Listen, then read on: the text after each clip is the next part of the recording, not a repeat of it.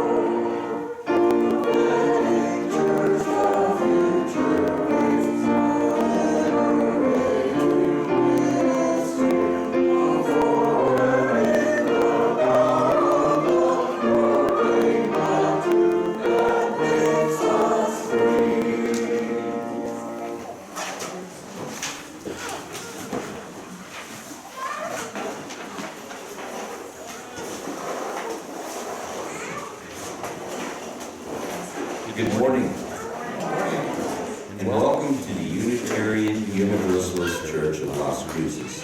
We welcome those of you who are in our sanctuary this morning, especially the children,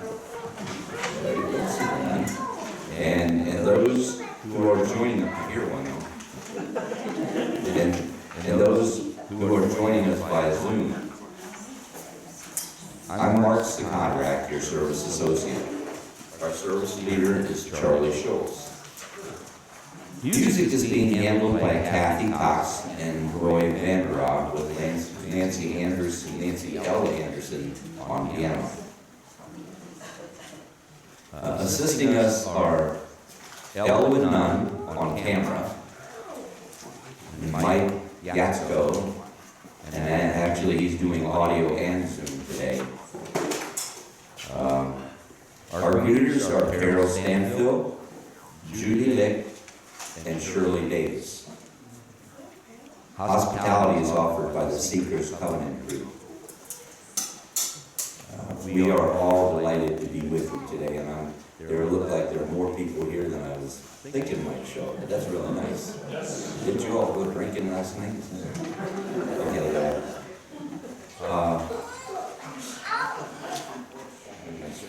straight here. Unitarian Universalism has no creed or dogma. We are a covenant-based church, meaning that we agree to live in relationship with each other according to the Unitarian Universalist principles and our congregation's covenant of right relations. We embrace diversity in all its forms. Everyone is welcome. You can learn more about our church at our website, uuchurchlc.org. If you are visiting us today, we'd like to meet you. If you're in the sanctuary, please rise in body or spirit and introduce yourself by telling us your name and where you're from. Wait until we bring the mic to you. And if you're on Zoom, just turn on your mic and camera in order to introduce yourself. Do we have any visitors here in the sanctuary this morning?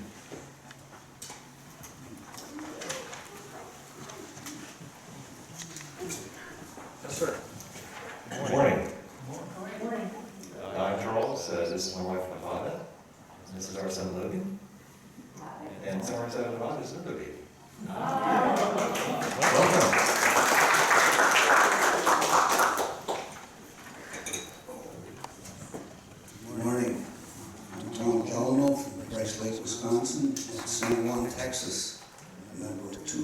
churches. And I'm very impressed with your campus, and you seem like wonderfully friendly people. Thank you. Thank you. I was here last week, we do this every week. I don't know, do you want to? I don't really have. No, I don't think you need to. Nice to see you again. Thank you. Anyone else? All right. Do we have any visitors joining us via Zoom? Not today, okay. Is my mic on? Okay. Okay. Thank you. We are very pleased to meet you. Actually, we're pleased to have you join us. Please fill out a visitor's card in the lobby and leave your email. Well, we have actual visitors by Zoom. We can invite you to other services and activities at the church. If you're shy, a shy visitor, well, I've seen you before actually,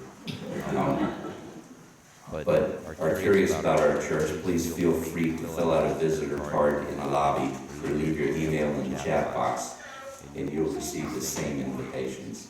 And please join us after the service for coffee and conversation outside the RE building just down the breezeway, or stay on Zoom for chat. Are we going to do the down the breezeway thing today? I saw Ed here earlier. Yes, he's got his thumb going. Yes, okay.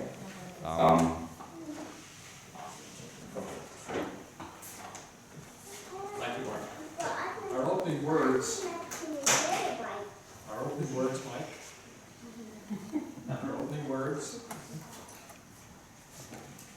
Our opening words, there we go, are by Sylvia Ha. We bid you welcome on this first Sunday of the new year. Like Janus, we gather with part of us looking backward and part of us looking forward. We gather on the edge of a new year, saddened by our losses, cherishing our joys, aware of our failures, mindful of days gone by. We gather on this cusp of the new year, eager to begin anew, hopeful for what lies ahead, promising to make changes, anticipating tomorrows and tomorrows. So this morning I invite you to join this celebration of life, knowing that life includes good and bad, endings and beginnings. We bid you welcome. Our chalice lighting words this morning are by Lisa Doak. She writes, "For the new year, just days old." It's not days old, actually. It's beginning today. All is beginning. We light our chalice. Symbol of faith, perseverance, and hope. In astonished thanksgiving and irrepressible praise for beginnings that merge out of endings, appear amidst continuity, become visible in hindsight. We light our chalice, a symbol of faith, perseverance, and hope, in astonished thanksgiving and irrepressible praise for all the times and all the ways we have begun again anew together. We light our chalice, symbol of faith, perseverance, and hope, in astonished thanksgiving and irrepressible praise. Please rise in body or spirit and join me in saying the church's affirmation from covenant, singing the doxology in English and Spanish. Love is the doctrine of this church. The quest of truth is our sacrament, and service is our prayer. To dwell together in peace, to seek knowledge and freedom, to serve others in community, to the end that all souls shall grow into harmony with creation. Thus do we covenant with one another.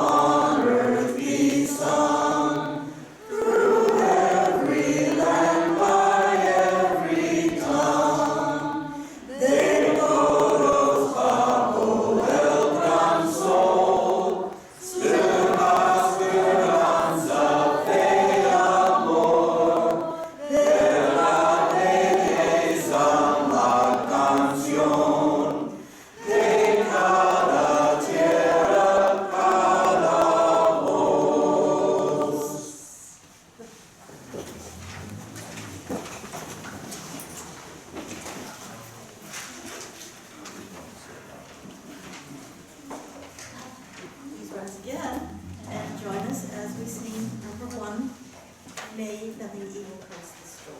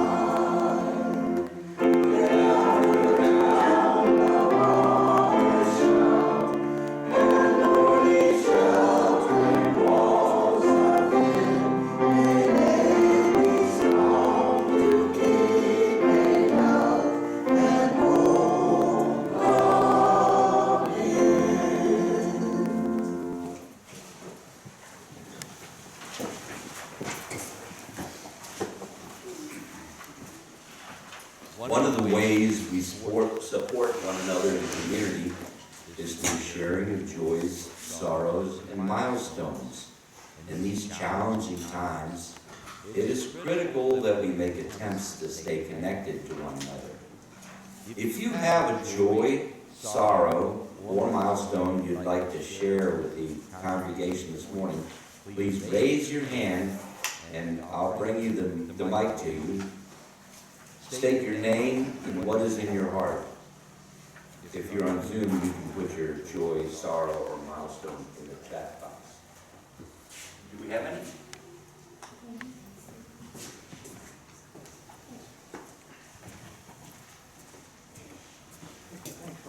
Okay, John. I just have a huge joy, and that is I spent last week with my 3 kids and my 5 grands in San Francisco. And it just warmed my heart deeply.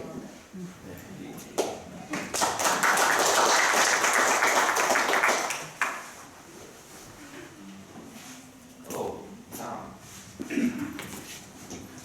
I have both joy and concern.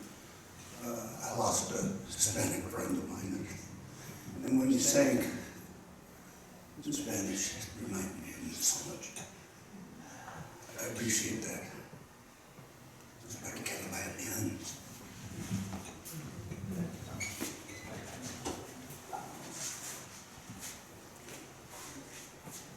That was it. Okay.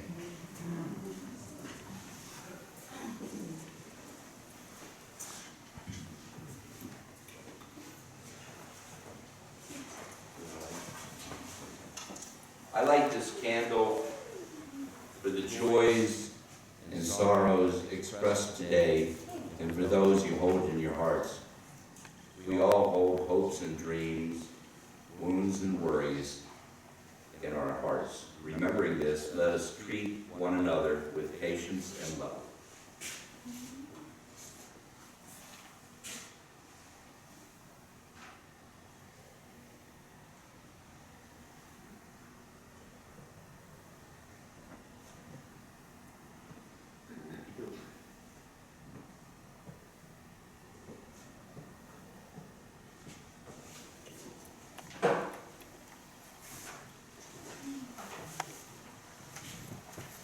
Please join me in this moment of meditation.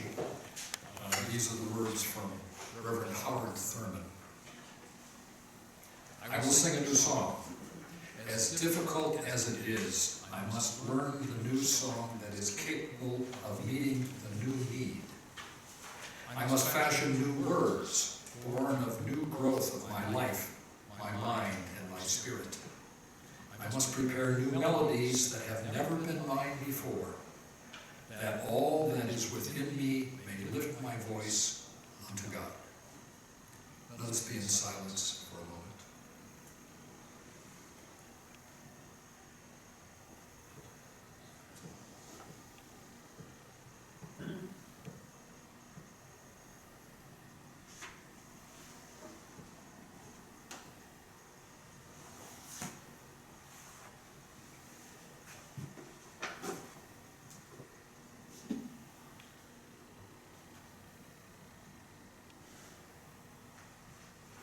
Would you join us in singing Spirit of Life?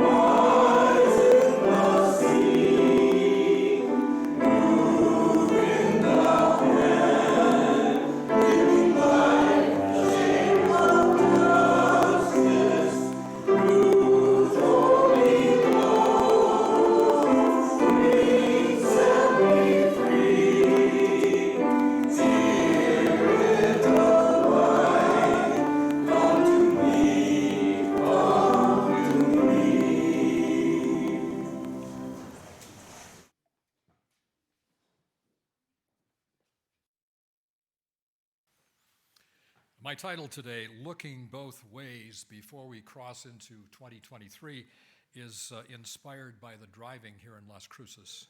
You may have noticed a number of people speeding, running red lights, and generally driving badly around here. These days, when I approach an intersection, I always look both ways to see if it's safe, even if I have the green light. So I think we should approach this new year with more than a modicum of caution, because we never know who or what will come crashing through. Spoiler alert, I'm going to say some things that may make you angry, or at least make you say, well, that's not me, or that's not how I think. Okay, you know your own mind, I'm not a mind reader. But the reason I bring these things up is because I think they need to be said, and because this is a new year filled with possibilities which may not be realized unless we recognize them and make them work for us. The difficulty of looking both ways before you cross into something new is that you are the mercy, or at least you think you are at the mercy of where you came from or who you are now. In other words, you seem to be a prisoner of your background. In media terms, we like to say your life is an accumulation of cues from all the things that have happened to you from the time you were born until now. And the difficulty you may have, all of us have, is to shift our point of view, to see something in a different way and learn something new. Can we do this? Can we look look back and see what we should have been doing, or perhaps look forward and see where we should be going? I think we must. Howard Thurman recognized this when he said, "As difficult as it is, I must learn the new song that is capable of meeting the new need. I must fashion new words born of the new growth of my life, my mind, and my spirit." A few years ago, a board member of this church told me that they didn't believe we needed a minister because churches like ours were a dying institution. That person even showed me statistics that supported that point of view. I think it was a Pew Foundation study. Is this church dying? If you think so, why are you here? And I say to our absent audience, a large one, I'm sure, if you don't think so, why are you not here? We started this past year with almost nothing but a vision and a willingness to work. Some members deserted us because they were afraid, or because they were embarrassed, or because they were angry. But others, like you, kept the course, or came back, recognizing that the church was not a single person, not dependent upon a single person, but an active, vibrant, religious community. We're not now. So, what is the purpose of this church, and how does it express itself? Is it to save souls? I don't believe our souls need saving, though I believe in souls. Is it to worship God or gods? If there really are gods, do they need us to worship them? Yeah, I would assume they'd be confident enough in what they say and do that they don't need our adulation, right? Or else they're not much better or different than we are. Now, should we respect other people's gods? Yes, because of what they have said and done, and the principles they represent, which is the basis upon which our religion is built. Look at the windows of the sanctuary, look at the plaques on the wall, and you will see our roots and origins. But religious communities have a promise, or I say a purpose, beyond belief. It's community. To give people a sense and a reality of belonging, to have someone or something to rely on.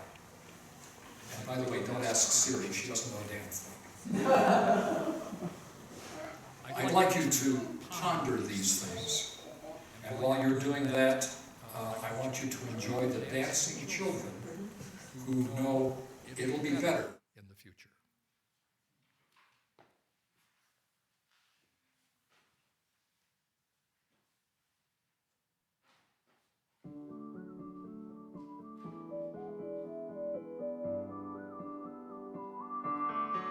Which way is left?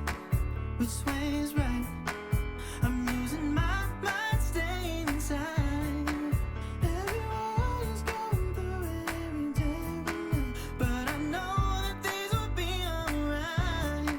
Just you wait and see. Soon we'll be out and we'll be free. Tomorrow it'll be a better day. We need to keep on loving this way. Tomorrow it'll be a better day. We gotta keep on loving today.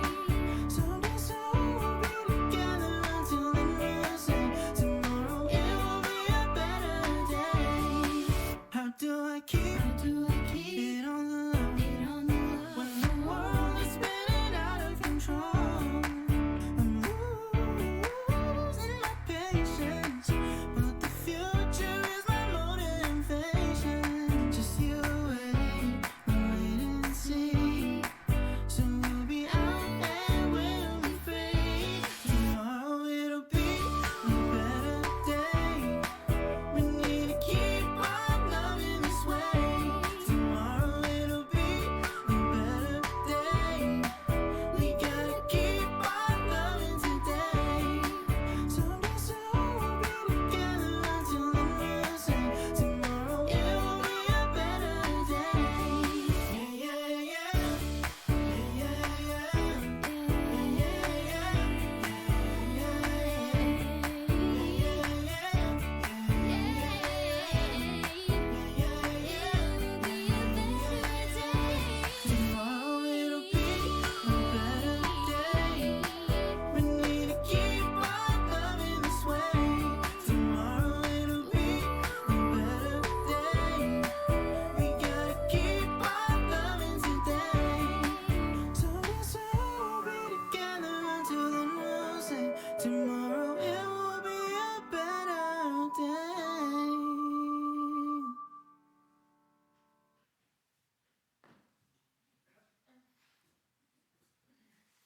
Now that now that you've been thinking about what our church should be or do, let's take a quick look at where we are.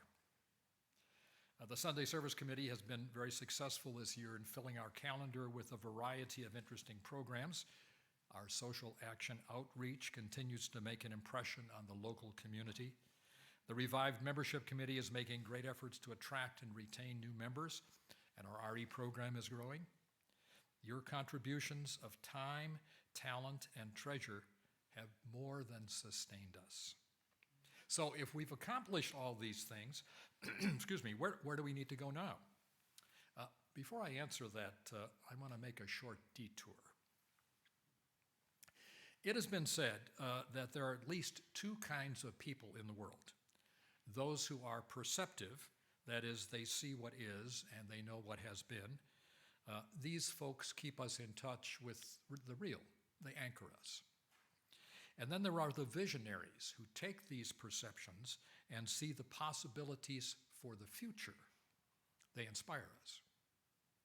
But in reality, there is a third group, excuse me, and they're the largest group. They're the ones who are always wishing for something that they imagined used to be there. We call it nostalgia, and we like to refer to it as what happened back in the day. The interesting thing is, this third group knows in their heart of hearts, or in their soul, that the world has changed, and it scares them. What they are longing for is a sense of security, a sense of safety, something they imagine they felt in the past when things were so different. They're looking for shelter from the storm, and they challenge us. How do we reach these people? How do we bring them the good news of Unitarian Universalism? How can we embrace them? Well, I have a few ideas, but we need to look back again. The other day I was talking to one of our members about music. And we agreed that what was lacking here at the UUCLC and in almost every other UU church we had been members of was a sense of popular culture. It was like UUs grew up in a hermetically sealed environment, completely out of touch with what the rest of the country was thinking, doing, appreciating, digging, whatever. We all know classical music, but we don't do rock and roll. We read Spinoza and Freud, but we don't read the comics. We talk about inclusiveness, but we don't really know those people, and we don't really want those people in our lives or in our church because they're not like us. I always hear we need more young people, but when some show up, we can't relate. Now you may ask, how does popular culture relate to the religious experience? Well, it provides us a metaphor for understanding how the world feels. It's an art form, and art always reflects the mood of the culture. As to our relationship with popular culture, we don't have to be in it, but we shouldn't feel we are above it. We celebrate our individualism, yet we forget that it's only through the efforts of all of us that makes our individuality possible. No man is an island, and no woman is either. I find it ironic that in spite of our rejection of things spiritual, our belief in humanism doesn't allow for that. We keep looking for saviors. We want a minister to show us the way, even though most of you think you already know the way. Interesting tension there. Reminds me of my time in Canada when I learned about Canadian politics and discovered the passive-aggressive nature of Canadians regarding their government and their elected officials. Now, what can we do about this? I'm a visionary. I'd like to take these perceptions and see the possibilities for change for the future. But I'm also an optimist, which is unusual these days with so many doomsayer visionaries in the public square. You know what I mean. The ones who predict we will destroy ourselves with climate change and nuclear war and overpopulation and on and on and on. But then I'm reminded of that pop tune from the 70s by Jackson Browne, Running on Empty. One of his verses reads, Looking out at the road brushing under my wheels, I don't know how to tell you all how crazy this life feels. Looking around for the friends that I used to turn to pull me through, looking into their eyes, I see they are running too. I don't know if you know this song, but I can relate to it because there have been times in my life when I have been given all to a cause that I believed in, and I discovered that much more was needed. And it left me with a feeling of hopelessness and emptiness. What I discovered in that moment of despair was that I was not alone. There were others who felt the same way, as Jackson Brown points out. He looks into their eyes and sees them running too. And while this could have been a giant pity party, a group of people feeling sorry for themselves in the face of this overarching need, I realized it could also be a tipping point, in which we saw that if we were all in this together, then we could call on the strength of the group to carry us through. I'll be back in a moment with my conclusion.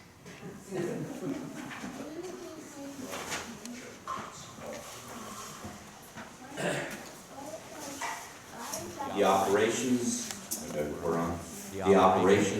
and outreach of our church needs your input and your contributions. This is the perfect time to think about what you can give back. In a moment, the greeters will pass among you with the offering baskets. Please give generously.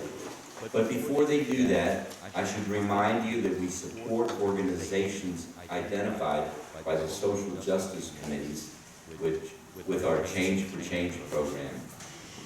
This quarter's recipient for our Change for Change donations is the Action Program for Animals, or APA. As stated on the back of your order of service, APA's mission is to improve the quality of life of companion animals by reducing the numbers of abandoned and homeless animals in our community, and by assisting families of limited means to meet the basic needs of beloved animal companions.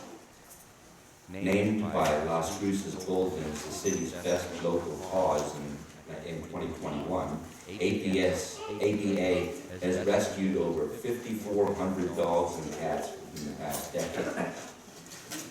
You can give to APA by putting your change in the basket or by writing Change for Change on the note line of your check. Please give generously.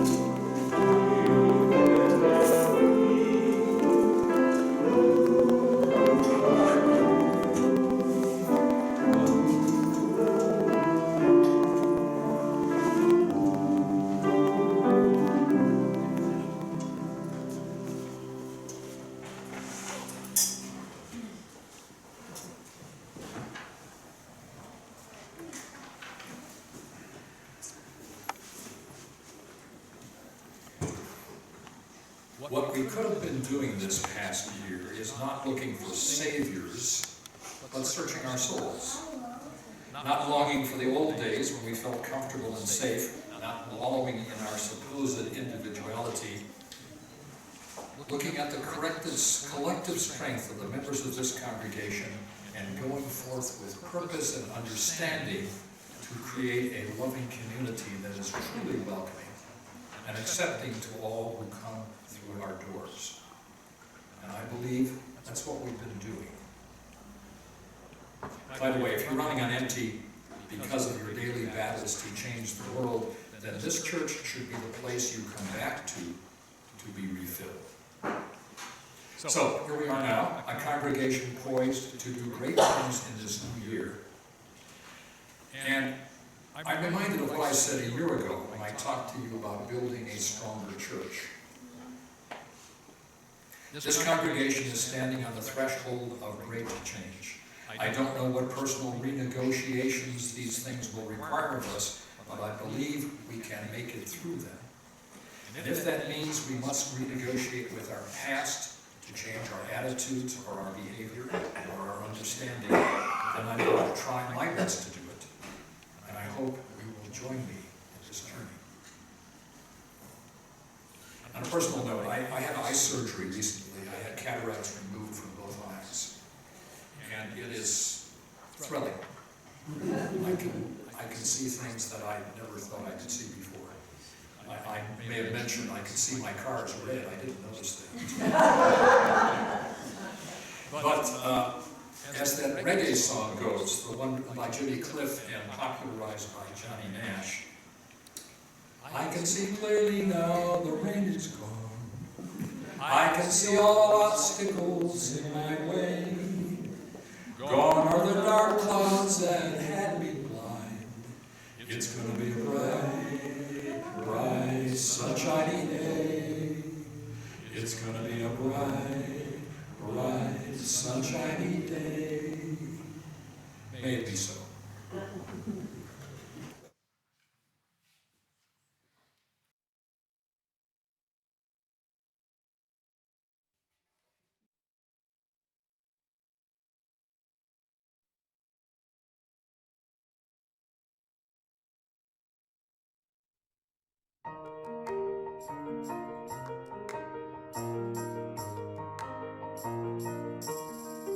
From the light of days remembered, words of beacon bright and clear, guiding hands and hearts and spirits into faith set free from fear. Where the fire of commitment sets our mind and soul ablaze, when our hunger and our passion meet to call us on our way, when we live with deep assurance of the flame that burns within, then our promise finds fulfillment and our future can begin.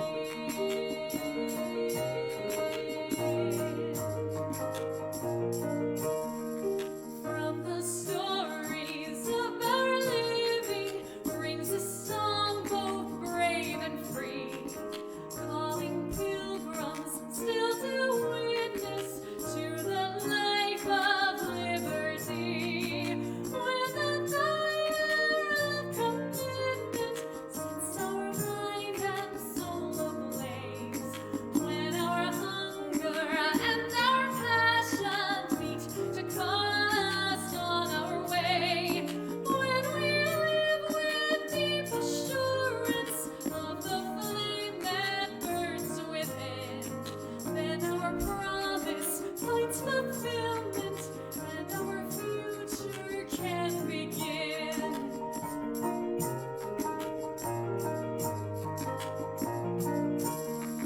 From the dreams of youthful vision comes a new prophetic voice, which demands a deeper justice built by our courageous choice.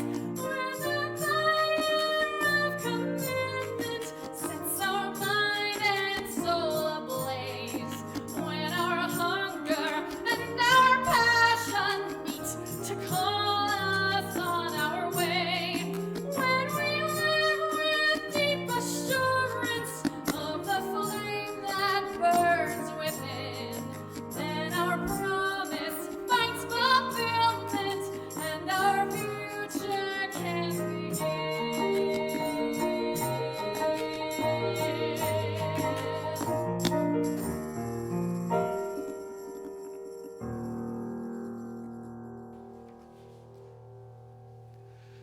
Our closing words today are by Lois Van Leer. It's entitled, Let Us Begin Again in Love.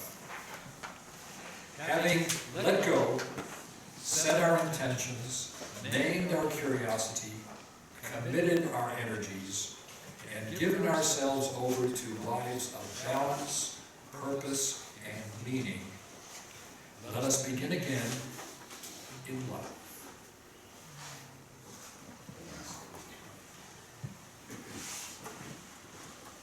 Please join me in saying the words to extinguish the flame.